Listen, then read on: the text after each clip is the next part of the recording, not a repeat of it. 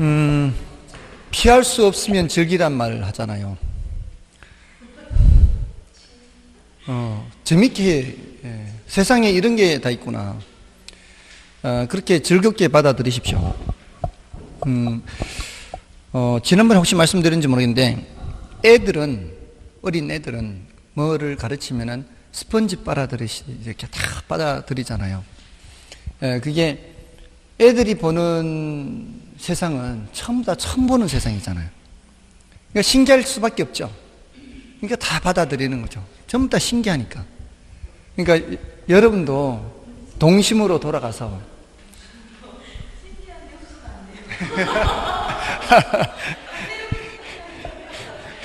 신기한 뉴스가 없네. 그게 신기하기는 한데 관심이 없어서 그래. 관심이 없어. 순수하지 않아서.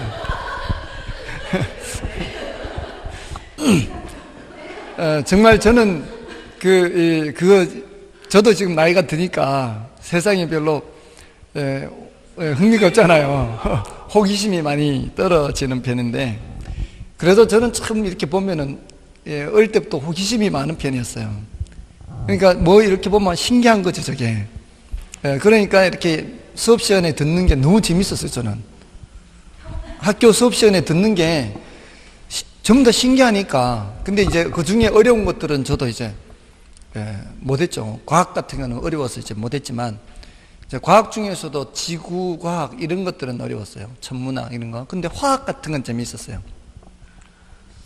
그래서 염화나트륨이죠. HCl하고 황산하고 염산하고 NaOH 이거하고 이렇게 섞잖아요. 염산인가 이게? 염산하고 수산화나트륨. 염산하고 수산화나트륨을 섞어버리면 H가 두 개잖아요. H2O가 되죠. 그리고 NaCl이잖아요. 염화나트륨이잖아요. 이게 소금하고 물이 되는 거죠. 그러니까 이 용액을 수산화나트륨 용액하고 염산 용액하고 섞어버리면, 그러면 이게 소금물이 되는 거예요. 그러니까 비율을 정확하게 맞춰야 돼요. 근데 사람 손으로 하는 거니까 이게 이 분자를 어떻게 정확하게 맞춰요. 그러니까 정확하게 맞추지는 못하니까 일부 HCl이 좀 남거나 NaOH가 좀 남을 수는 있죠. 그 용액 속에. 그게 참 대부분은 뭐로 바뀌는 거예요? 대부분은 소금물로 바뀌는 거죠. 이렇게 해가지고 물을 끓이면은 소금 결정체가 있어요. 맛을 이렇게 보면은 짜요. 신기하지, 이런 게. 요 H2O하고 NaCl 이렇게 되니까. 그래, 이런 것들이 참 재밌었어요. 이 화학 실험을 할 때 학교에서. 근데 그런 거는 신기한데, 어려운 거는 이제, 물론 저도 패스죠. 근데 그런 것들이, 재밌었는데, 언제부턴가 별로 이제, 재미없어지는 거죠. 자, 아무튼. 자, 이제 대출 가능 금액 산정하는 거예요. 근데 요거는 아마 이제 두 번째라서 수업 시간에도 했거든요. 훨씬 나을 거예요. 대출 가능 금액 산정은 주택의 경우가 있고, 그 다음에 수익성 부동산의 경우가 있어요. 주택의 경우에는 임대료 수입이 발생 안 해요. 임대료 수입이 발생 안 하니까 주택의 몇 퍼센트, 주택 가격의 몇 퍼센트까지 대출해주는 LTV 기준이 있고, 대출받는 사람의 소득 기준, DTI 기준으로 이렇게 산정할 수가 있어요. 그래서 요 중에서 작은 쪽으로 대출을 해주는 거죠. 작은 쪽. 근데 요거는 수익성 부동산은 LTV 기준도 있고, 이거는 수익을 발생시키니까 순영업 소득이 발생하잖아요. 그럼 순영업 소득이 뭐를 감당해요? 부채 서비스를 감당하죠. 그 감당할 수 있는 부채 감당률 기준. 이걸 이제 영어로 DSCR 그래요. 부채 감당률 기준 대출하는 게 있고, 이제 이렇게, 이것도 둘 중에 작은 쪽, 이것도 둘 중에 작은 쪽인데, 이게 비중이 더 커요. 이쪽이 훨씬 많이 출제됐어요. 얘는 두 번 출제됐고, 얘는 한 대여섯 번 출제됐어요. 많이 출제됐어요. 그래서 요거는 문제에서 부동산 가격을 준단 말이에요. 그러면 거기에 LTV를 줘요. 그러면 대출 가능 금액이 계산되는 거예요. 아주 간단하죠. 근데 여기서는 그 사람의 연소득을 주는 거죠. DTI 기준이 뭔가 하면은 이 사람이 버는 소득 중에서 원리금으로 상환할 수 있는 금액의 한도를 정하는 거예요. 이 DTI가. 그래서 그 한도를 곱했을 때 연소득이 만약에 6천만 원이다. 근데 DTI를 40%로 정한다. 그러면 64, 24. 2,400만 원만큼 원리금 상환하는데 쓸 수 있다는 뜻이에요. 이게 원리금 지불액이 그렇다는 뜻이에요. 그 원리금 지불액이 2,400이라는 얘기는 우리는 대출 받을 수 있는 금액을 계산해야 되잖아. 이게 얼마인지. 여기에 저당 상수를 곱해야 얘가 계산되거든요. 그러려면 얘를 계산하려면 이쪽으로 와서 이걸 나누기를 해야 돼요. 그래서 요 지금 계산된 금액은 요 2,400이 계산됐기 때문에 나누기 뭘 해야 되는 거예요? 저당 상수를 해야 돼요. 그래서 기억을 할 때 이 대출 가능 금액 계산할 때 곱하기 나누기 이렇게 DTI를 곱하고 저당 상수로 나누기 하는 거죠. 됐나요? 근데 여기서는 LTV 기준은 어차피 똑같아요. 부동산 가격 곱하기 LTV 해서 나누기 곱하기 해서 이렇게 나오면은 이게 대출 받을 수 있는 금액이에요. 근데 부채 감당률 기준에서는 순영업 소득을 준단 말이에요. 문제에서 순영업 소득인데 DTI 같은 경우에는 곱하기 나누기 하는데 여기는 부채 감당률을 나누기 하고 다시 저당 상수로 나누기 해요. 나누기 이렇게 기억해요. 곱하기 나누기. 여기서는 이렇게 하면 여기 부채 서비스액이 나오거든. 여기서는 이렇게 하면 부채 서비스액이 나오거든. 부채 서비스액 나누기 저당 상수하면 대출 받을 수 있는 금액이 난단 말이에요. 이거는 순영업 소득 나누기 부채 감당률 하면은 부채 서비스액이 나와요. 왜냐하면은 이 부채 감당률은 어떻게 돼? 부채 감당률은 순영업 소득 나누기 부채 서비스액 이렇게 되잖아요. 요놈하고 자리를 바꾼 거예요. 이렇게 부채 서비스액은 순영업 소득 나누기 뭐라고요? DSCR. 이게 나누기라고, 이게 나누기, 이렇게. 순소득 나누기 DSCR. 맞나요? 요걸 요렇게 바꾼 거라고, 이렇게. 순소득 나누기 DSCR을 순소득 나누기 DSCR 이렇게 바꿨다고. 맞나요? 자, 그래서 나누기, 곱하기 나누기, 이렇게 기억을 하시라고요. 됐죠?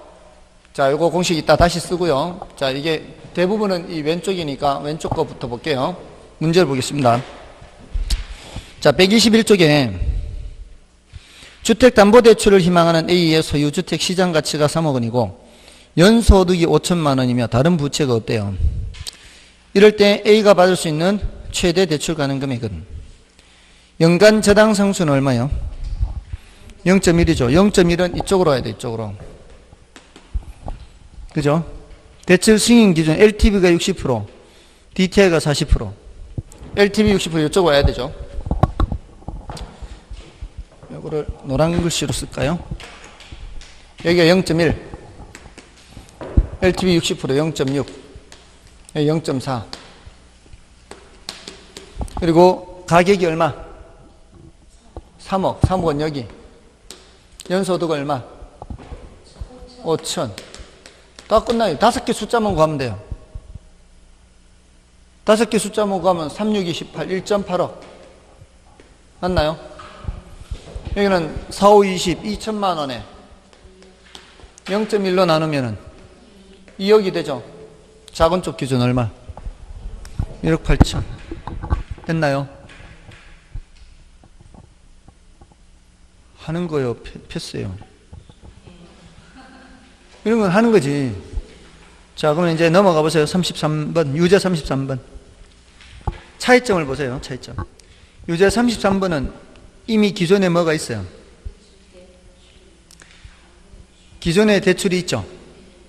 이미 기존에 대출이 있으면은 그거는 마지막으로 다 계산해 준 후에 1억 8천까지 해준 후에 그때 8천을 빼면 되는 거예요. 아시겠죠? 자, 그러면 이제 8천 마지막에 뺀다 생각하면 되죠. 자, 이거 지우면 돼, 이제. 이 자리에 이제 바꿔만 쓰면 돼. 이제 바꿔 쓰면 돼. 8천을 마지막에 뺀다 생각하면 돼. 그럼 자, 이 가격이 얼마예요? 4억. 소득 4천. 이게 4억. 연소득 4천.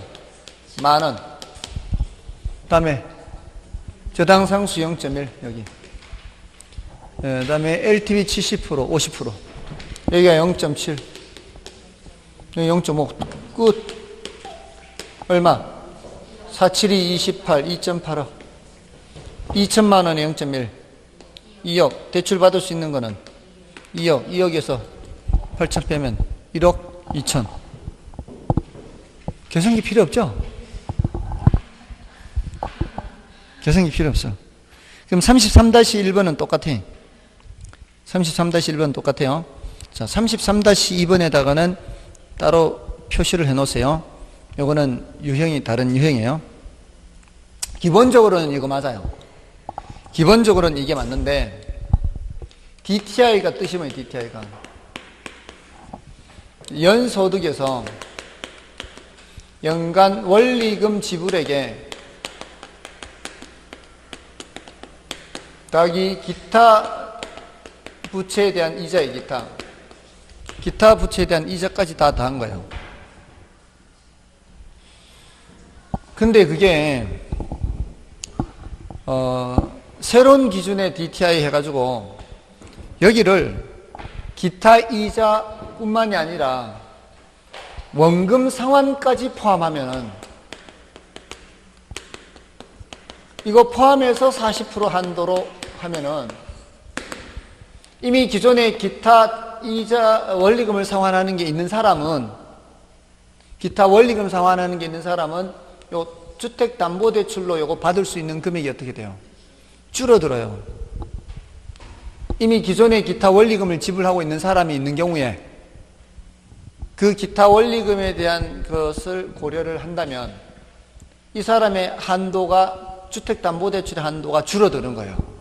근데 여기가 이자만 한다면 어떻게 해? 이자만 하면 여기가 조금 더 여유가 많아지는 거예요. 이 사람이 40%까지 원금 이자를 상환하는 데 쓸 수가 있는데 기존에 다른 대출을 받은 게 있어.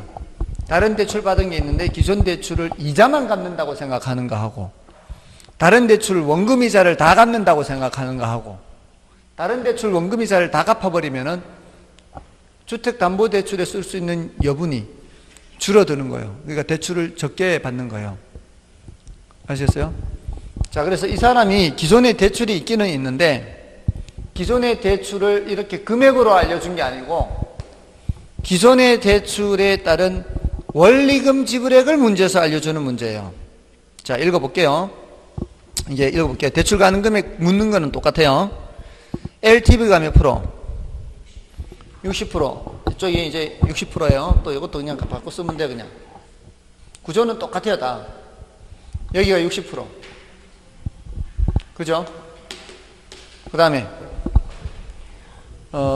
DTI는 40%. 자, 이쪽이 0.4. 그 다음에는, 5억이죠, 5억. 여기가 5억. 그럼 연간 소득이 6천이에요. 6천. 그 다음에 사업자금 대출해서 연간 1,200만 원 부채 상환 이렇게 돼 있죠. 이거는 대출을 1,200만 원 받았다는 뜻이 아니라 기존 대출에 따라 요게 지금 1,200 나가고 있다는 뜻이에요. 요거를 알려줬어요.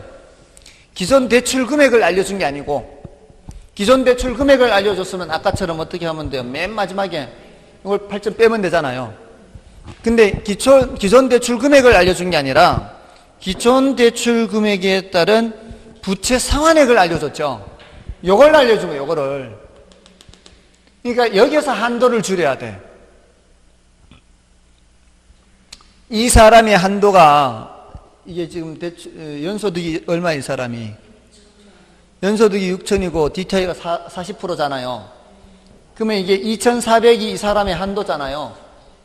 여기 한도가 금액으로는 얼마예요? 2,400, 이게 6천의 40%니까 6천의 40%니까 이 분자의 한도가 2,400인데 이미 다른 빚 낸 것에 대해서 1,200을 상환하고 있으니까 여기가 1,200으로 줄어든다고. 뭔지 아시겠죠? 그러니까 지금 요 2,400에서 1,200을 빼야 돼. 요 2,400, 이게 한도가 2,400이 6424. 한도가 6424 나오잖아요. 이 전체가 2,400이잖아요. 근데 거기서 1,200을 이미 쓰고 있잖아. 그러면 이제 요게 주택담보대출의 한도는 얼마로 줄어드는 거예요? 1,200으로 줄어든다고. 그러니까 요렇게 할 때는 요 값에서 빼야 된다고. 계산을 다 끝낸 후에 빼는 게 아니라. 그게 변형된 형태라고. 됐죠? 자, 어떻게 기억해요? 기존 대출금을 알려줄 때는 다 끝내고 마지막에 빼주고, 기존 대출금에 따른 부채 서비스액을 알려줬을 때는 그때는 여기서 미리 빼고 나누기 해야 된다고. 됐나요? 1,200 빼고 저당 상수는 0.12. 그럼 요 2,400에서 1,200을 빼는 거니까 1,200 남았죠? 1,200에서 0.12 하면은 1억이 되는 거지. 1,200 나누기 0.1입니다. 1,200 나누기 0.12. 1억 나오나요? 나올 수밖에 없죠. 순서가 그러니까 12, 12라서 12, 12라서 딱 떨어지게 돼 있어. 맞죠? 여기는 그럼 얼마? 3억. 이쪽은 3억, 이쪽은 1억. 그러면은 작은 쪽 얼마? 1억이 1억. 자, 그러니까 33-2번은 따로 표시를 해놔야 돼요. 그래서 난이도도 어떻게 돼 있어요? 중상으로 돼 있죠. 중상. 됐나요? 자, 그러면 이제 33-3번은 자, 이게 이것도 이제 변형된 형태인데요. 33-3번 요것도 변형된 형태요. 자, 요거까지는 풀어 드릴게요. 금융기관이 대출 비율 50%와 총부채 상환 비율 30% 중에서 적은 금액을 한도로 주택담보대출을 제공하고 있습니다. 다음과 같은 상황일 때 차입자의 첫 월 불이백을 묻고 있죠. 질문하는 게 뭐예요? 월 불이백을 묻고 있죠.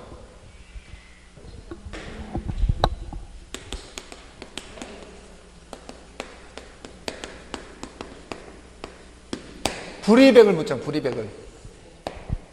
불이백을 묻는 거는 지금 대출 가능 금액을 계산하라는 게 아니라 불이백을 이제 원리금 상환액을 묻잖아요. 원리금 상환액을 묻기 때문에 저당 상수가 또 필요해요, 이게. 예, 그리고 문제에서도 원리금 균등분할 상환 방식 이렇게 되어 있죠. 자, 근데 보세요. 지금 요거 없다고 치고요. 기존 대출이 없다고 치고 요 문제에서 보세요. 이 사람이 1년에 얼마까지 사용할 수 있다? 2,400까지 원리금 상환하는데 쓸 수 있다는 뜻이잖아요.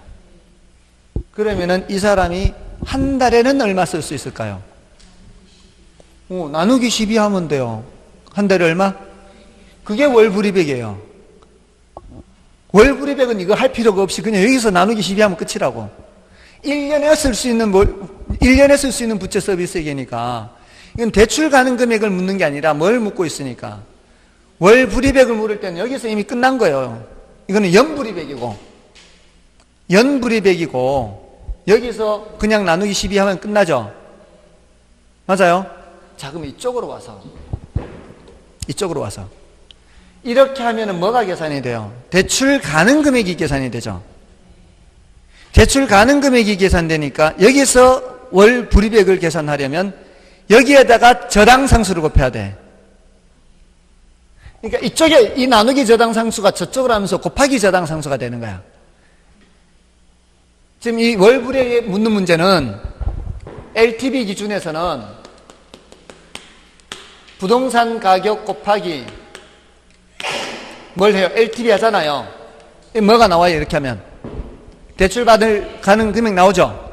그럼 이쪽에 저당상수가 나누기 하는 게 이쪽으로 가서 곱하기 저당상수를 하면 나온다고. 여기가 월불이백이. 그럼 이쪽에는 DTI 기준은 연소득에다가 뭐를 곱하면은 DTI를 곱하면은 1년에 쓸 수 있는 게 나오죠. 나누기 12달 하면 되는 거지. 그럼 월불이백이 나오는 거지. 월불이백을 물을 때는 이제 이쪽에 있는 나누기 저당상수가 저쪽으로 가면서 곱하기 저당상수가 되는 거예요. 맞나요? 이렇게 하면 대출 가는 금액 나오잖아요. 대출 가는 금액에다가 대부액 곱하기 저당상수 하잖아. 대부액 곱하기 저당상수 하면은 금액이 나오니까. 그럼 자, 어떻게 해요? 주택가격 1억이 이쪽이 1억. 그 다음에 연소득은 1,000만원. 이쪽이 1,000만원. 대출기간 24년 대출이자율 6% 그리고 원리금 균등분할이고 저당상수가 얼마? 0.006443. 저당상수가 있죠. 0.006443. 그 다음에 다 됐나요? DTI가 대출비율 50%, 여기 50%. 그 다음에 DTI가 30%. 됐죠? 그럼 나누기 12 하면 되잖아요, 이거. 자, 그럼 어떻게 오고? 5천만 원이죠. 5천만 원 곱하기 0.006443이죠. 있잖아요. 좀 설명도 좀 들어보세요. 5천만 원 곱하기 0.006443이죠. 지금 여기 필요한 숫자는 5밖에 없고 6443밖에 없어요. 동그라미잖아, 전부 다. 그러면 보세요. 5를 곱하는 거죠. 5를 곱하는 거는 이거 반띵 해보세요, 반띵. 3, 2, 2, 1, 5. 곱하기 5 하는 거하고 반띵 2 하는 거하고 똑같아요. 숫자 배열 순서가.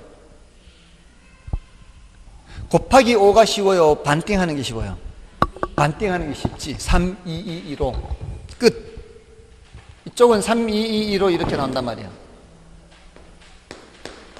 좀 이런 숫자가 쉬운 숫자가 나올 때는 굳이 그렇게 안 해도 돼. 됐어요? 그럼 이거는 30만 원이잖아. 여기에 300만 원, 300만 원. 300만 원 나누기 12. 300만 원을 12등분 하는 거죠. 그럼 100만 원을 4등분 하는 거하고 똑같죠? 300만 원 나누기 10이니까 3으로 나누면은 100만 원을 4등분 하는 거하고 똑같잖아요. 그러면 25만 원 이렇게 되는 거죠. 됐어요? 자, 이 사람은 대출을 가능한 한 최대한 많이 받고 싶어 하는데 금융기관에서는 어떻게 해요? 이 중에서 적은 쪽 기준으로 대출을 해주려고 하겠죠? 맞나요? 얼마? 25만 원. 됐습니까? 됐나요? 그러니까 지금 조금 전에 문제와 이 문제는 이제 변형된 형태죠. 조금 전에 문제는 기존 대출금을 알려줄 때 대출 금액을 알려준 게 아니라 대출 금액에 따라 원리금 지불액을 알려줬을 때는 여기서 빼는 거. 그다음에 이 문제는 대출 가능 금액을 묻는 게 아니라 월 불이백을 물을 때는 이제 이쪽에 있는 나누기 저당상수는 저쪽으로 가서 곱하기 저당상수가 되고 이쪽으로는 연 불이백이니까 나누기 12를 해서 구하는 거고. 됐나요? 요거 두 개는 변형된 형태예요. 자, 그럼 나머지는 됐어요. 33-4 됐고 여기서 시간이 많이 썼어요. 그럼 34번을 보세요. 34번은 뭐라고 되어 있어요? 금융기관의 상업용 부동산에 대한 대출 기준이 담보기와 같다면 이렇게 되어 있죠. 상업용 부동산이라고 되어 있죠. 이제 부채 감당률 기준. 부채 감당률 기준, 또 LTV 기준 이렇게 있을 거 아니에요. LTV 기준으로는 부동산 가격에다가 뭘 곱해? LTV를 곱하면 되죠. 끝이야 이거는 어차피. DSCR 기준은 순영업소득 이쪽은 순영업소득에다가 뭐를 곱하면 후에 DSCR을 이게 나누기죠. 나눈 후에 저당상수로 나누기 이러면 된다 이 말이에요. 저기서는 부동산 가격이 얼마예요? 15억인가요? 밑에서 두 번째 있네요. 15억이에요. 부동산 가격이 15억. LTV는 몇이에요? LTV 0.8, 80%. 위에서부터 읽어 내려가면 돼요. 찾기도 힘들면 위에서부터 읽어 내려가면서 여기다 집어넣으면 돼요. 그러니까 부채 감당률 1.2 이상이잖아요. 부채 감당률 있는 자리를 찾아가면 되지. 그죠? 그러니까 이런 매뉴얼이 있으면 매뉴얼을 써놓고 판단하는 게 더 쉬워요. 연간 저당상수는 0.1 쪽에 써놓으면 되지. 밑으로 내려오면서. 평가가격은 15억, 여기 1.5. 여기 어떻게? 8, 5, 40, 8, 1은 8, 12. 12억.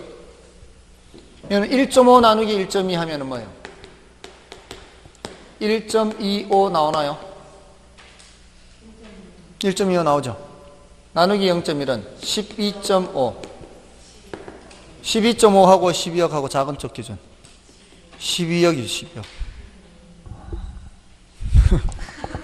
계산기 없어도 되죠? 숫자가 대체로 쉬워요. 숫자가 대체로 쉬워. 이런 거는 암산할 수 있잖아요. 봐서 암산이 되면은 암산이 더 빨라요. 계산기 두드리는 것보다. 자, 그럼 됐고. 그럼 그 유제 34번이나 유제 34-1번이다. 뭐예요? 대출 가능 금액 계산하는 거예요. 이와 같이. 됐나요? 됐죠? 그러니까 이쪽이 훨씬 더 많이 출제됐어요. LTV, DTI 기준이. 이건 적게 출제됐고. 자, 이제 넘어가시면 35번 주제요. 원금 균등, 원리금 균등이에요. 자, 이 원금 균등, 원리금 균등은 원금 균등은 2회차, 3회차를 물어도 어느 정도 대답할 수가 있어요. 근데 원리금 균등은 1회차 외의 걸 물으면 시간이 좀 걸린다고 보면 돼요. 계산이 좀 복잡해요. 그래서 문제를 봐서 지금 35번은 원금 균등이에요, 원리금 균등이에요? 원금 균등의 예제 35번은 첫 회요, 둘째 회요? 첫 회죠, 첫 회. 이거는 풀어요. 쉬워요. 근데 유제 35-1번을 보세요. 몇 회차예요? 2회차죠. 2회차까지는 시간이 많이 안 걸린다고 보면 돼요. 근데 재작년에는 9회차, 13회차 이것도 물었어요. 근데 석 달이 되면은 원금 균등은 9회차, 13회차라도 패턴이 있기 때문에 어렵지 않아요. 근데 작년에 원리금 균등에서 2회차, 3회차를 물었어요. 원리금 균등은 2회차, 3회차 넘어가면 시간이 많이 걸려요. 그러니까 원리금 균등은 1회차만 푼다. 원리금 균등은 1회차만 푼다. 1회차는 땡큐예요. 1회차가 나오면 땡큐인데 2회차는 시간이 걸려요. 원금 균등은 2회차까지는 푼다. 일단. 됐죠? 자, 그러면 35번 볼게요. 35번은 원금 균등이죠. 얼마 대출 받아요?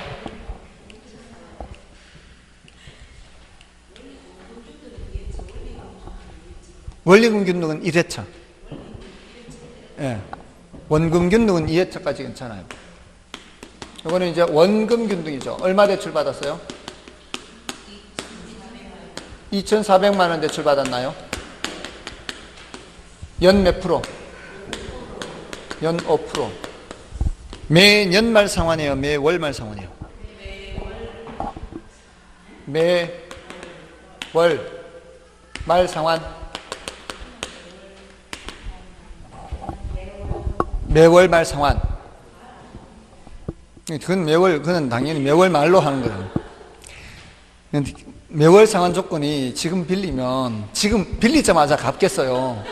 한 달 지난 후에 갚지. 갖고 있는 건 돈밖에 없어서. 매월 상환 조건 매월. 예? 그러면 이 소리는 이거를 몇 년간 이렇게 몇 년간 10년간 매월이요. 그럼 총 몇 번에 걸쳐 갚아요?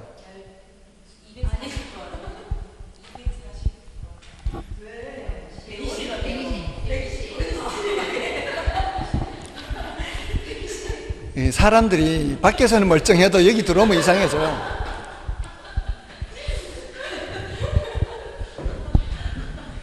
자, 그래서 얘는 제일 먼저 계산하는 게 원금 균등액을 계산해. 원금 균등액. 자기가 틀려놓고도 왜 틀린지도 몰라. 원금 균등액을 계산을 해야 되는데 이거는 대부액 나누기 납입 횟수예요. 납입 횟수. 그래서 이걸 따져야 돼요. 몇 년간 매월인지 납입 횟수로 균등하게 이렇게 나눠야 되니까. 그럼 얼마예요? 2,400만 원을 몇 번에 걸쳐서 120번에 걸쳐서 갚아야 되니까 한 번에 얼마씩 갚아야 돼요? 한 번에 20만 원씩 갚아야 된다고요. 맞잖아요.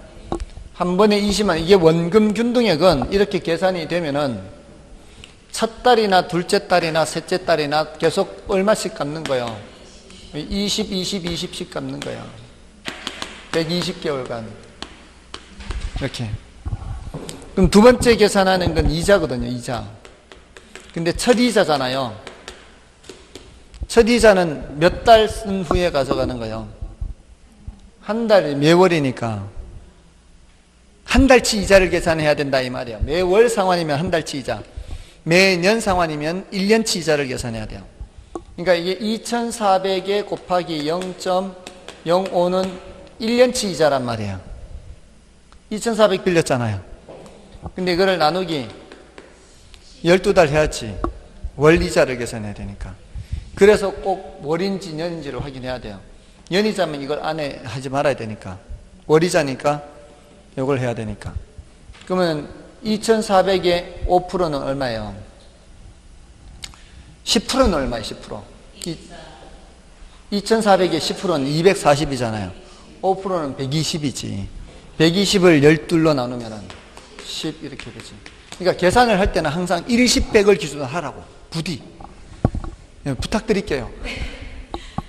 분모도 일시백으로 가는 거고 항상 계산할 때 일시백을 기준으로 해서 5%, 20% 이렇게 확장시키는 거로 10%는 얼마인데 20%는 얼마, 10%는 얼마인데 5%는 얼마 이렇게. 그러면은 세 번째 계산하는 게 원리금 지불액. 이게 바로 이 문제에서 묻는 거라고요. 원리금 지불액은 1 더하기 2예요. 1 더하기 2.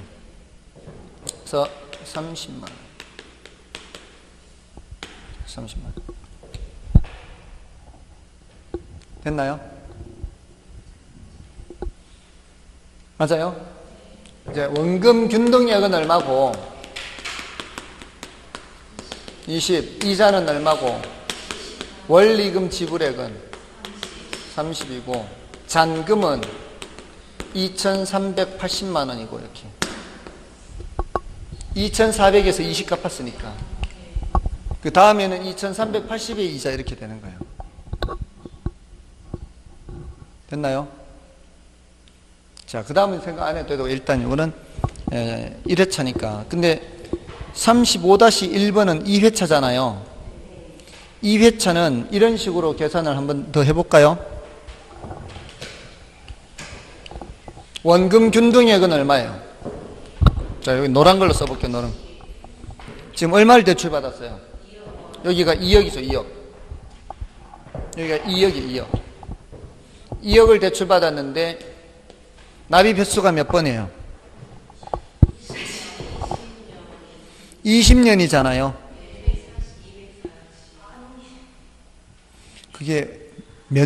어떻게 매 년말 상환인지 매 월말 상환인지를 봐야 될 거는 20번에 걸쳐서 2억을 20번에 걸쳐서 갚는 거죠. 그러니까 납입 횟수를 꼭 확인해야 된다고. 20번에 걸쳐서. 그러면 한 번 갚을 때마다 얼마? 우리가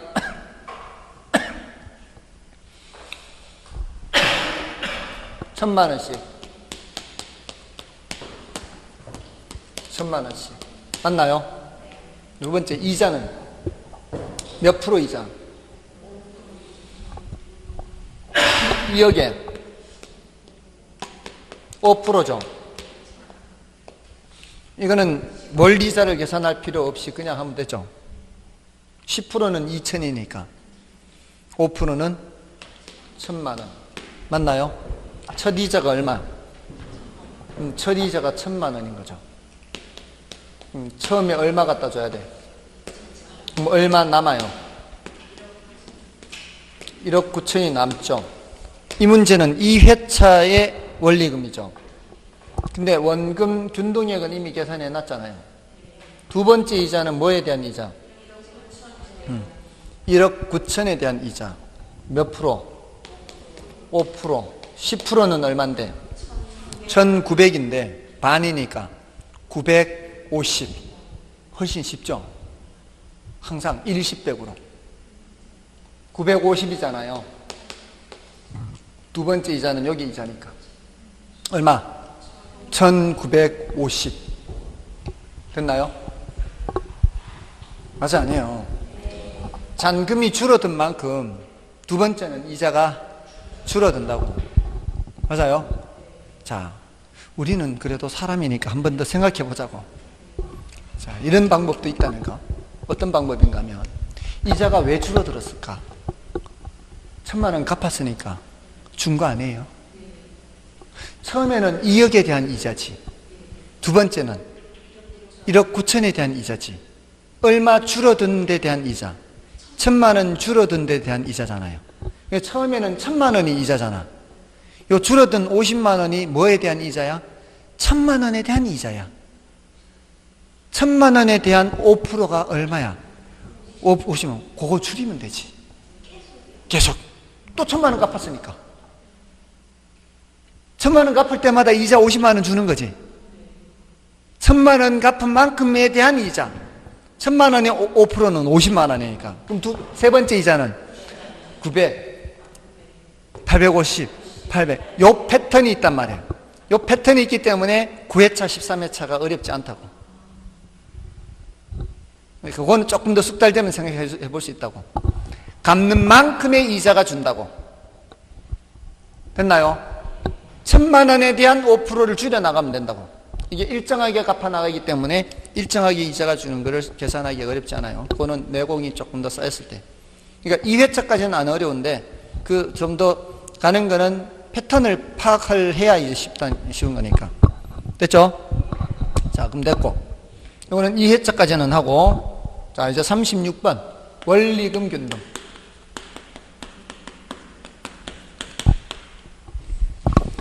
원리금 균등은 제일 먼저 계산하는 게 원리금 균등액이에요. 그 다음에 두 번째 이자 계산하는 건 똑같아요. 세 번째 원금 상환액을 물어요. 요거는 1번에서 2번을 빼는 거예요. 근데 원리금 균등액은 어떻게 구해요? 대부액 곱하기 저당 상수를 곱하죠.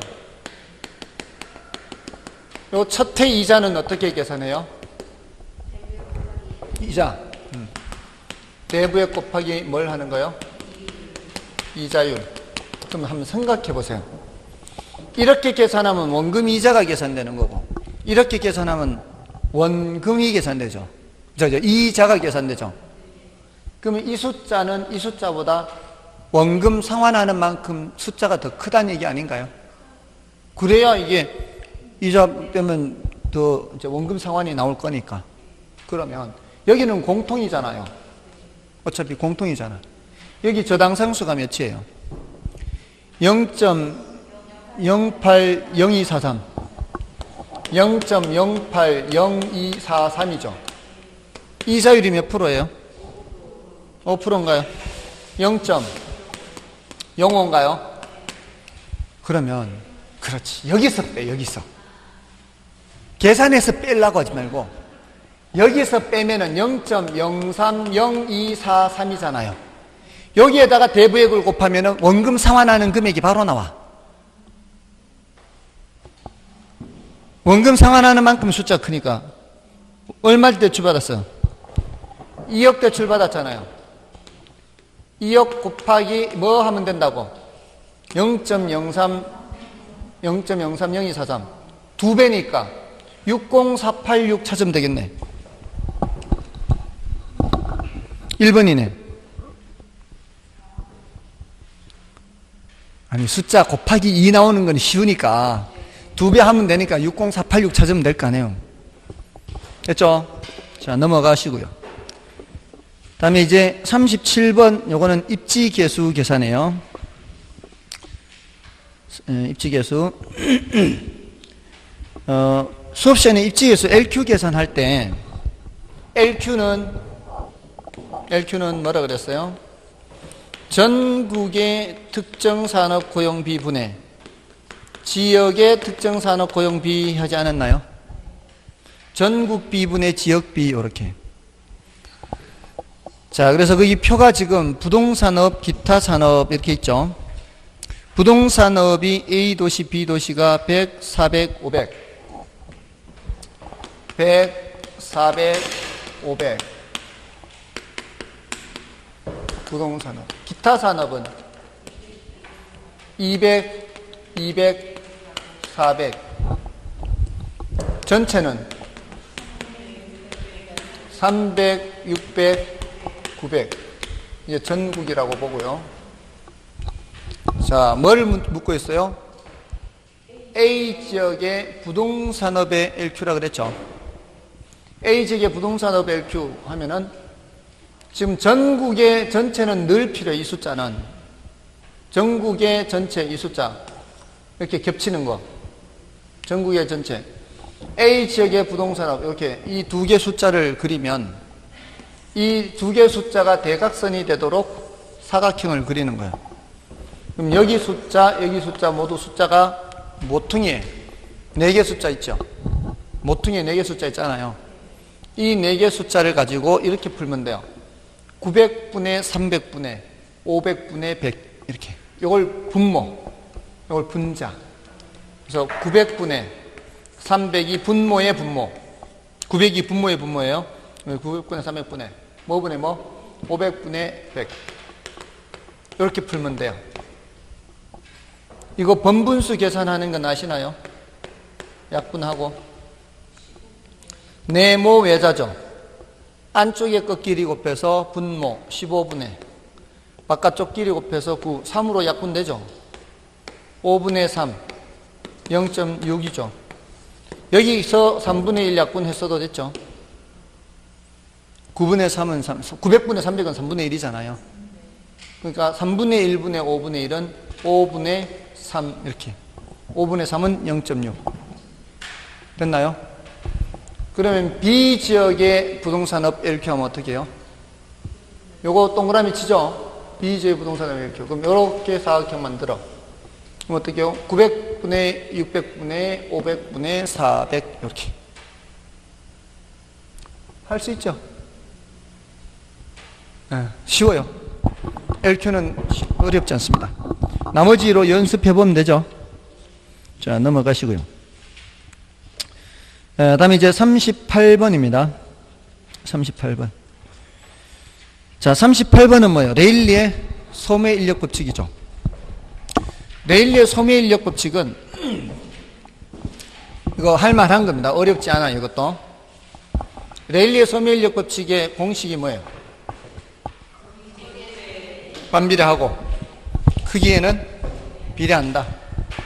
흡인력은 상거래 흡인력은 거리 제곱에 반비례하고 크기 또는 인구에 비례한다. 이 공식 알고 있으면 되죠. 자, 그래서 도시 A와 도시 B 간에 도시 C가 있다. 레일리의 소매인력 법칙 이용하여 도시 C로부터 도시 A와 도시 B로의 인구 유인 비율을 구하시오. A 도시가 몇 명? B 도시는? 여기는 7만 명, 여기는 42만 명. 어느 쪽이 더 가깝게 있어요? 여기 A 쪽에 몇 킬로? B 쪽으로는 20. 자, 여기서 이쪽으로 각각 비율을 구하는 거죠. 그러려면 A가 당기는 힘, B가 당기는 힘 계산해야죠. A가 당기는 힘 하면은 공식대로 하면 되지. 10의 제곱 100분의 7만. 동그라미 2개 약분하면은 700. B가 당기는 힘 20의 제곱 400이죠. 400분의 42만. 동그라미 2개 약분하면은 4200 나누기 4. 4000을 4등분하면 얼마? 4000을 4등분하면 1000. 200을 4등분하면 50. 그러면 되지. 1050. 굳이 한꺼번에 하려고 하지 말고 숫자를 나눠서 하면 되지. 1000도 4등분하고 200도 4등분하면 되니까. 그러면 4000을 4등분하면은 1000, 200을 4등분하면 50, 1050. 됐죠? 자, 이 숫자를 봤을 때 여러분들이 가장 먼저 해야 될 거는 지금까지 우리 시험에 다 그렇게 해왔어요. 몇 대 몇을 빨리 찾을 수 있으면 찾으세요. 몇 대 몇을. 이게 몇 대 몇이 안 보이나요? 세등분 했을 때 얘를 세등분하면 얼마? 얘를 세등분하면 350이잖아요. 그럼 얘는 350의 2배잖아. 얘는 350의 3배잖아. 그럼 2대 3이에요. 2대 3. 빨리 찾으라고. 2대 3을 빨리 찾아라고. 요거 2개일 때 요거 3개다 이 말이에요. 맞아 안 해요? 요거 2에 350배 하면은 700, 3에 350배 하면은 1050. 둘 다 350배 된 거 아니에요? 그럼 2대 3이 나왔죠? 그러면 4대 6이 금방 나오잖아. 2대 3이면 4대 6. 그럼 A로 40%, B로 60% 간다. 40%, 60%. 비율을 구하는 거니까. 맞나요? 자, 근데 이게 안 보인다. 안 보일 때는 어떻게 하면 돼? 700 더하기 1050분의 700 하면 뭐가 되는 거고? A가 되는 거고. 700 더하기 1050분의 1050 하면은 뭐가 되고? B가 되고. 아시겠어요? 그러니까 이것도 알고 있어야지. 혹시나 모르면. 근데 지금까지 우리 시험에서는 이게 한눈에 몇 대 몇으로 거의 대부분이 한눈에 보였고, 쉽게 안 보였던 게 제일 어려운 게 요거 하고, 요렇게 나온 숫자, 그 다음에 뭐가 나왔었는가 하면은 1250과 10,000 나왔어요. 여기 한눈에 몇 대 몇이 안 보여 잘. 이건 어떻게 하면 돼? 1250 더하기 10,000분의 1250. 1250 더하기 10,000분의 10,000 이렇게 하면 되지. 맞아 아니에요? 금방 몇 대 몇이 보여요 안 보여요? 안 보이죠? 근데 이런 숫자를 많이 안 다뤄와서 그래요. 5 한 개에는 2 한 개 곱하고 5 두 개 25에는 4를 곱하고 5 세 개에는 8을 곱하면 5 하나 2 하나 이렇게 하면 곱하면 10. 5 두 개 2 두 개 곱하면은 100. 5 세 개 2 세 개 곱하면 1000이에요. 1250의 8배다 이 소리. 8배. 125의 8배가 만이라 1000이라고. 그럼 1250의 8배는 만이지. 1대 8이라고. 1대 8. 얘가 8배라고. 8배. 그러니까 이 숫자들을 기억하고 있으라고 부디. 그러면은 분모를 1, 10, 100, 1000으로 바꾸기가 쉽다고. 125분의 3 나오면 어떻게 하면 된다고? 곱하기 8 한다고. 곱하기 8. 1000분의 24. 그럼 2.4% 금방 나온다고. 이게 몇 퍼센트인지 금방 나온다고. 싫으면 말고요. 분모 분자를 일십, 백, 천으로 빨리 바꾸면은 몇 퍼센트를 금방 알 수 있다고. 125가 나올 때는 분모 분자에 8을 곱하고, 25가 나올 때는 분모 분자에 4를 곱하고, 그럼 1000분의 24 하면은 2.4% 이렇게 된다고. 공부 잘하고 싶죠? 이런 필요한 거는 경우에 따라 외워야지. 필요한 거는. 여러분들은 이런 게 익숙하지 않으니까 아무래도 덜 저거 할 거 아니에요. 저 같은 사람은 숫자를 늘 다루니까 많이 나오잖아요. 그럼 이렇게 숫자를 많이 다룬 사람이 이런 게 있다 해서 알려주면 고맙습니다 하고 배우면 되는 거지.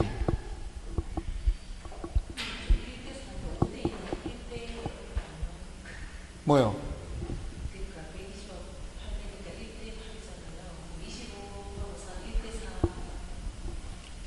5하고 10이지. 5하고 10. 5의 2배. 25의 100 하면은 25의 4배. 125의 1000 하잖아요. 125의 8배. 125의 8배가 1000이라고. 25의 4배가 100이라고. 5의 2배가 10이라고. 근데 뭘? 이거의 8배가 8000이니까 얘하고 얘는 1대 8이라고. 얘하고 얘는 1대 8. 얘하고 얘는 1대 4라고. 얘하고 얘는 1대 2라고.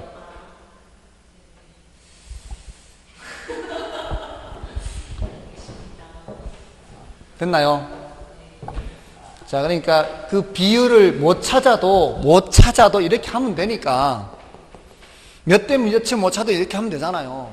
700 나누기 1750 하면은 0.4가 나온단 말이에요.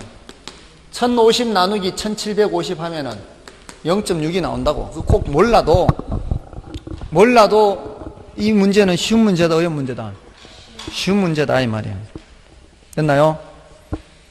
자, 그럼 나머지는 이제 여러분이 봐주시면 되고요. 뒤에 그 레일리 문제나 허프 문제나 다 비슷해요. 다만 뒤에 허프 문제는 보세요. 지금 38-3번 유제 38-3번부터는 허프거든요. 유제 38-3번부터는 허프인데, 허프와의 차이점은, 허프는 뭐가 있는가 하면은 마찰계수가 있어요. 마찰계수 있죠? 공간 마찰계수는 2이고 있잖아요.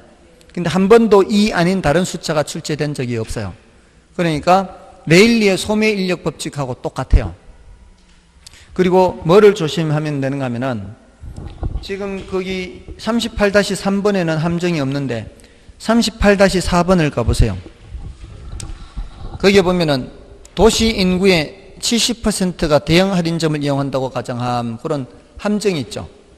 그 함정만 조심하세요. 아시겠어요? 나머지는 푸는 방식은 똑같대요. 그렇게 하면 되고, 그 다음에 39번을 보세요. 39번은 이거는 상권 경계선을 묻는 문제죠. 그죠? 지금 이 레일리의 소매인력 법칙은 크기를 계산해서 몇 대 몇으로 나누잖아요. 근데 그 문제는 상권 경계를 묻는 문제예요. 전체가 여기가 8km인데 여기가 1000이고 여기가 9000이에요. 자, 그 상권 경계는 한가운데보다 어느 쪽에 가까이 있어요? 작은 쪽 가까이 있지 않나요? 경계는 큰 쪽이 아니라 작은 쪽 가까이 있잖아요. 이 경계가 A로부터 몇 킬로미터 지점에 있는지 이걸 묻는 거라고. 근데 경계 지점에서는 얘가 당기는 힘하고 얘가 당기는 힘이 같은 거 아닌가요? 경계 지점에서는 이쪽 저쪽이 같잖아요. 그럼 A가 당기는 힘이나 B가 당기는 힘이 어때야 돼요? 같아야 될 거 아니에요. 그럼 A가 당기는 힘을 계산하려면 이 경계까지 거리를 아직 모르니까 A라 하고, 여기 거리를 모르니까 B라고 하면 A 제곱분의 1000 하는 거하고 B제곱분의 9,000 하는 게 같아야 되는 거 아닌가요? A제곱분의 1,000 하는 거하고 이게 B제곱분의 9,000 하는 거하고 같아야 된다고. 맞아요? 그러면 지금 이게 분자가 몇 대 몇이에요? 분자가 1대 9면 분모도 몇 대 몇이라야 돼? 1대 9라야 똑같을 거 아니에요? 같아지려면. 그렇죠. A제곱 대 B제곱이 1대 9가 되기 때문에 A 대 B는 1대 3이라야 돼. 우리는 제곱하기 전에 거를 알아야 되니까. 그럼 총 몇 등분을 해서? 4등분을 해서 한 칸은 왼쪽에, 3칸은 오른쪽에. 26. 됐나요? A로부터 2km 지점, B로부터는 6km 지점. 됐어요? 정답 몇 번? 2번. 이렇게 되는 거죠. 자, 그러니까 여기서는 레일리 소밀형, 다 중력 모형이라 그래요. 레일리 허프 컨버스를 다 중력 모형이라 그러는데, 중력 모형에서는 빨리 몇 대 몇을 찾는 게 제일 관건이에요. 다만 여기 경계에서는 제곱한 값을 찾아야 되잖아요. 이걸 빨리 찾아야 되는 거예요. 몇 대 몇. 아시겠죠? 자, 그러면 되고, 다음에 40번 요거만 하고 좀 쉬겠습니다. 튀넨의 위치지대 계산이죠. 위치지대 계산은 지금 출제된 지가 10년 넘었는데요. 다음 표는 쌀, 우유, 사과 세 가지 상품의 1000제곱미터당 연간 산출물의 시장가격, 생산비용, 교통비용을 나타내요. 상품의 생산지와 소비되는 도시까지 거리가 19km인 지점에서도 이윤을 얻을 수 있는 상품, 이렇게 써요. 자, 그러면서 시장가격이 쌀, 우유, 사과가 150, 200, 250, 생산비용이 70, 100, 130이고 교통비용은 킬로미터당 5원, 4원, 6원이죠. 그죠? 근데 거리가 몇 킬로미터 지점? 19km 지점이니까 지금 그때 거기까지의 수송비, 교통비용을 따져야 돼요. 그러니까 교통비용을 빼야 되는데 시장에서 팔 수 있는 쌀, 우유, 사과가 얼마씩 팔 수 있어요? 쌀, 우유 150, 200, 250인가요? 150에 팔 수 있고 200에 팔 수 있고 250에 팔 수 있어. 그 다음에 70, 100, 130은 비용을 빼야 돼. 비용을 빼야 돼. 여기다 뭐까지 빼야 돼? 교통비는 546 546인데 이게 곱하기 19를 해야 되거든. 그죠? 킬로미터당 19니까 요거를 빼야 돼. 맞나요? 이렇게 해서 우리 지대론 이론으로 할 때 지대론 할 때 생산물 가치에서 생산비 빼고 뭐도 뺀다 그랬어요? 수송비 뺀다 그랬죠? 이 남는 게 뭐다? 지대다, 이윤이다 이렇게 했었잖아요. 생산물 가치에서 이게 무슨 지대론이에요? 위치 지대론에서 위치에 따라 수송비가 달라진다고. 자, 그럼 요거 70을 빼면은 150에서 80이죠. 요거 95죠. 80에서 95 빼면은 마이너스 15예요. 여기 100을 빼면은 100이죠. 76이죠. 100에서 76 하면 24. 120이죠. 120. 120에서 114죠. 6이죠. 6. 120에서 114를 빼니까 결국 남는 거는 우유하고 사과가 남는 게 있어. 19km 지점에서. 됐나요? 요렇게. 자, 그러면은 40번은 연습해 오시면 되고, 자, 거래사례 비교법, 감정평가로는 이제 좀 쉬고 하겠습니다.